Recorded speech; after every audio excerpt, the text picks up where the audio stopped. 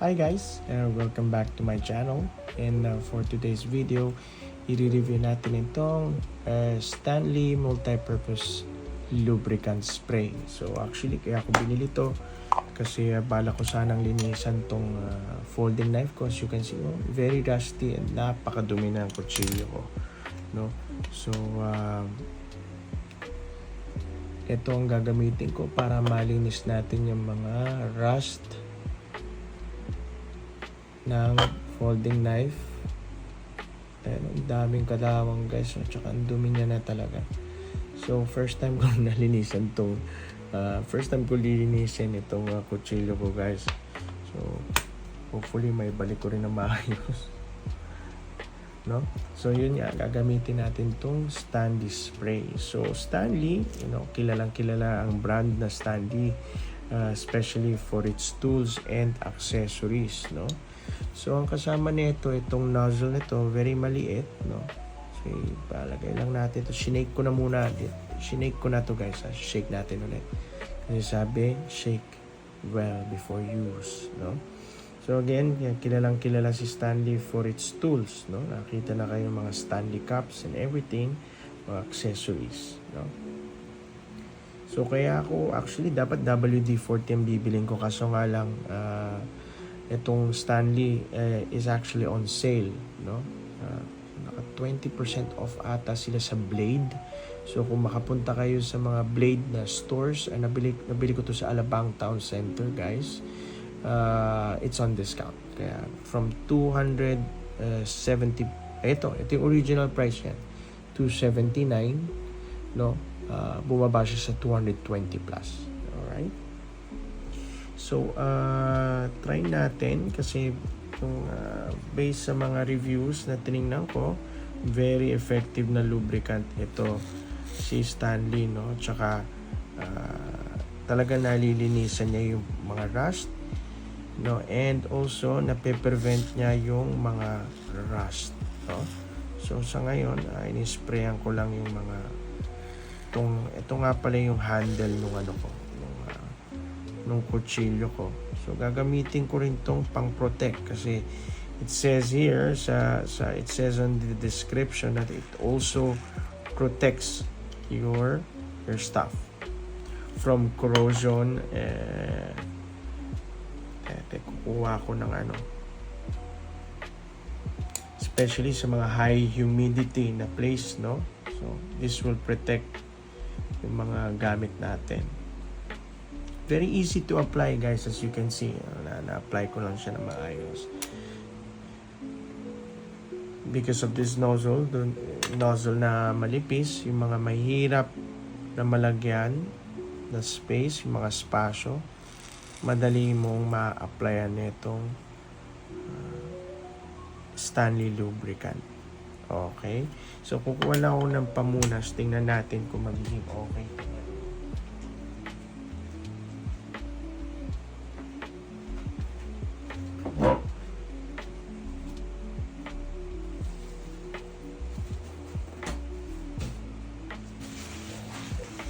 Kuha na lang ako ng tissue guys.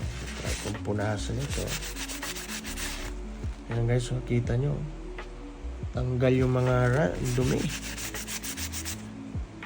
Wow, tanggal na.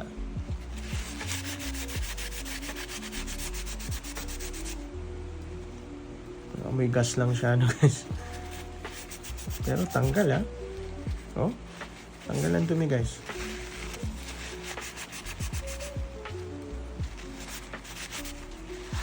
Dito ko na lang siguro i-apply. Yan, pwede talaga siya panglinis guys ng mga mga nangangalawang nyo na gamit, mga kutsilyo. Ox na ox to guys. Ayan, nalinisan niya Sprayan ko na itong buo. Dahan-dahan lang guys kasi medyo malakas din yung pressure niya Ito yung mga butas na maliliit na pe-penetrate niya kasi dun sa maliit na nozzle niya. No? Ganda guys. Solid na solid. Tsaka tayo, wala namang masama na kung saan tayo makakatipid. Walang masamang bumili ng murang gamit as long as functionable siya, guys. Hindi, kung marami tayong pera, pwede tayo mag-invest sa mga magagandang gamit, especially for the long run. Itong folding knife ko, ang bili ko dito, guys, nabili ko to sa Knife Center nung nandun pa ako sa US. Mga nasa $50 lang to, na ang tatak nito, guys, is CVV, no? Guys, ang tagal na sa akin itong kutsilyong to. Actually, ngayon ko lang siya nalinisan eh. Pero yun nga, meron tayong mga gamit na walang masamang paggastusan natin, no? Makikita nyo naman ang quality, talagang naglalas siya at tumatagal. Yes, ang linis na. Kanina yan, kita nyo, ang dami niyang stains. May ganito yan kanina, guys. May mga kalawang, may mga puti-puti. Hindi ko alam kung ano mga puti-puting yun. Linisan na rin natin to, guys. Ito yung kabilang kabilang portion, kabilang part niya. So, sprayan lang natin yan. Mahinang press lang, guys, kasi pag masyadong malakas ang pagpindot natin, guys, tumatalansik siya na malakas eh. So ito, may very minimal press lang tayo, guys. Yan. Tapos nito, pupunasan na natin.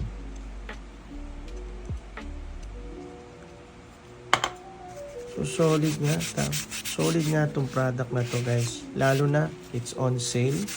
Dapat talaga actually pumunta ako para bumili ng WD-40 eh. Kasi yung WD-40 isa sa mga brands yun na alam ko rin, no? Kaso nga lang, syempre doon tayo sa sa sale, mas pinili ko yung sale, no? Parehas lang din naman siguro sila. Kung makuha nyo ang gamit ng mga on sale, walang masama doon, guys, no? Stanley, kilala naman yung mga Stanley. Meron ako mga Stanley mugs. Saan ba yun? Ayan, guys, ito yung isa sa mga Stanley mug ko. Ito, guys, tanggal na rin yung kalawang. Ito ang gusto kong tanggalin. So lilinisin natin yan. So far natatanggal naman siya. Ingat lang tayo, guys, pag naglilinis ng kutsilyo, syempre. Pero actually, itong kutsilyo ko, purul na rin eh. Purul na rin ito. Kaya bumili rin ako ng sharpener. Pagkatapos ko linisan, i-test naman natin yung mura din. Nabili ko rin sa Shopee na sharpener. I-review natin yung sharpener na yon, kung talaga bang effective siya. Hindi ko pa nabubuksan eh. Konting linis pa. Yan. Konting pa. Natanggal, guys. Ang linis na itong handles ko. Linis na, guys.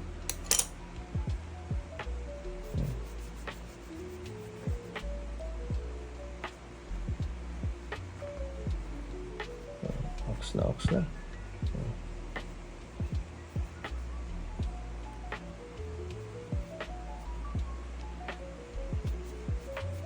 Linis na, guys. Tanggal na ang kalawang, guys. So effective nga siya. Hindi naman ako nagdalawang isip kung gumagana to at hindi, kasi Stanley yan, guys eh. Kalidad yung brand na yan, guys. Ang dami kong Stanley cups, talagang durable, guys. Matagal yan. Ang linis na. So dito yung mga bearings niya, no? Binabad ko muna sa lubricant, no? Once na malinis natin to, guys, hahasain na natin. Pero wala akong, yun nga, gagamitin natin yung nabili ko sa Shopee. Okay, ox na to. Ito naman. Tingnan nyo kalawang yan guys. Diyos ko po. Ang dumi talaga. Ito yung side na nalangisan ko na. Linis na guys. Konting pahid na lang. Konting pahid. Tanggal lahat ng dumi.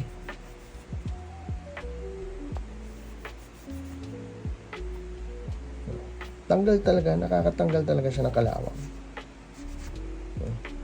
Compare nyo dito sa kabilang side. Yan naman nalilinisan natin. Okay guys, so malinis na yung kutsilyo natin, no? Ox na siya. Talagang effective siya guys, May handles, So ngayon, ito na ang babalik na natin siya, no? So, teka. Babalik na natin. Ito ang pinakamahirap sa lahat, yung pagbalik Teka. Ito ang pinakamahirap sa lahat. Ang pagbalik.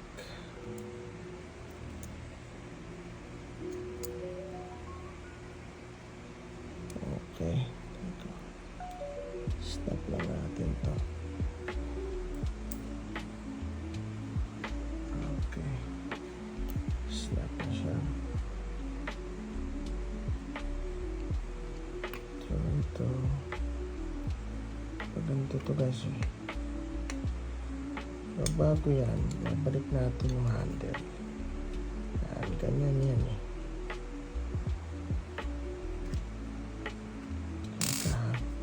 saan ba to ito dito to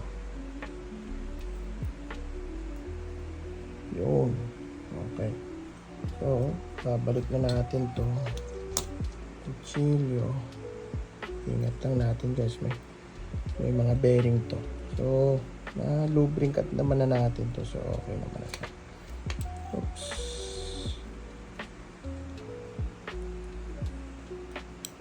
Okay, oops. Kailangan talaga natanggal yung bearing. Teka.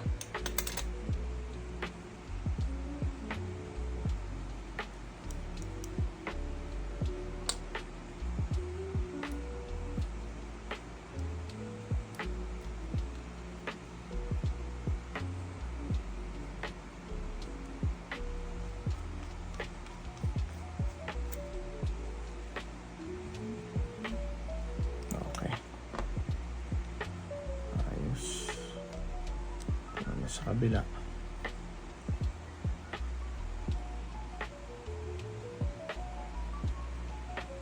screw naman natin to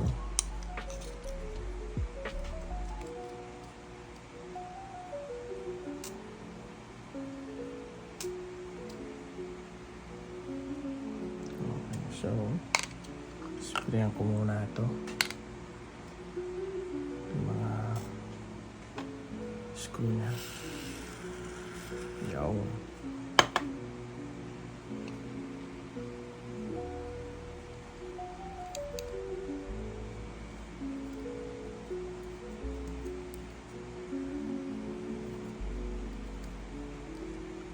Okay. Saka natin screw.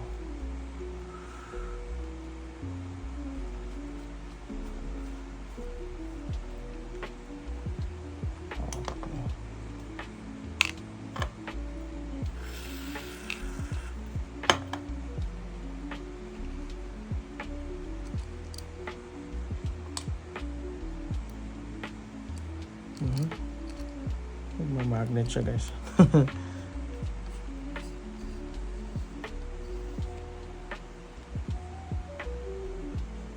Okay.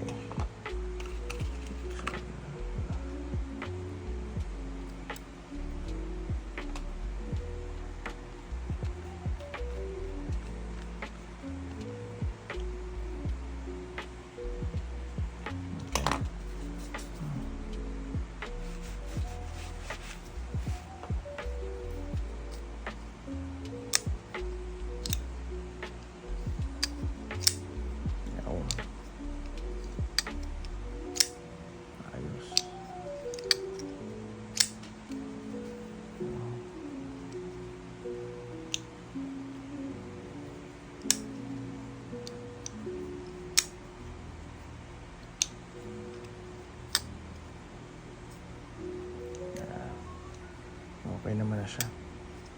Luwagan natin konti. Baka masyadong tight eh. Tama, ganyan lang.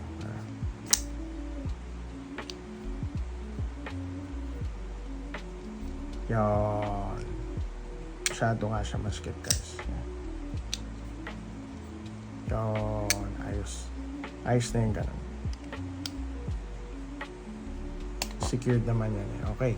So, ito naman yung ito yung handle niya. Inisan din natin to. Nakalimutan ko sprayan.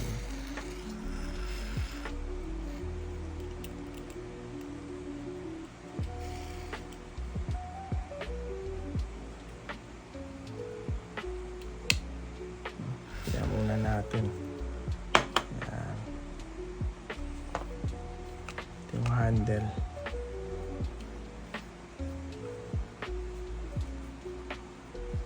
Basta linis na, guys, oh. Pati loob. Kanina puno ng puti. Okay, no. Linis na. So bukas hahasain ko naman to. Hahasain ko naman to, guys.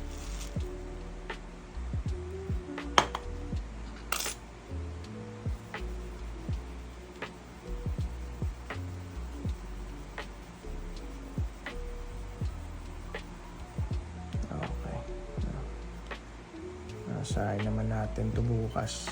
Titingnan natin kung gumagana yung nabili natin sa Shopee, no? So, palitan lang natin tong screw. Mas maliit.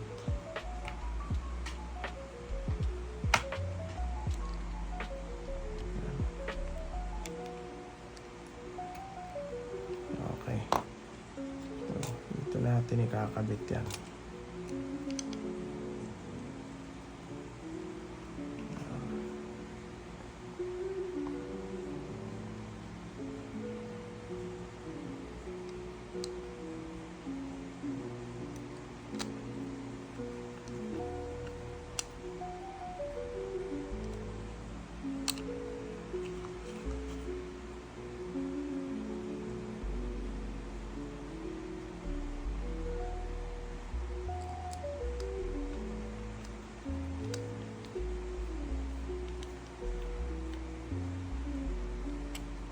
Okay.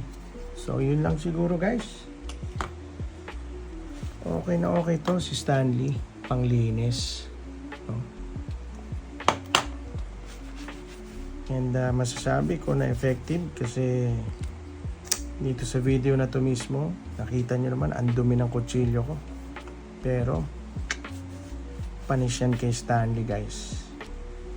No? Hopefully, nakatulong itong video na to. And if you like this video, please don't forget to hit the like button, no, guys, and pa-subscribe na lang for more videos like this, no. And yun nga, so anything na makakatipid tayo, guys, re-review natin yan, no. And sana magustuhan nyo itong mga gantong content, guys, and hopefully masuportahan nyo ako, and I'll do my best to give my honest review and any pro tips like anything na makakapagpatipid, no, makakatipid sa atin. Titingnan ko kung effective or hindi para hindi makakatipid rin kayo on your end, no. Kung it's something na hindi ko i-recommend, I'll be honest with it. Hindi ko i-recommend sa inyo, guys. Okay? Okay, once again, thanks for watching, and see you in the next video. Cheers. You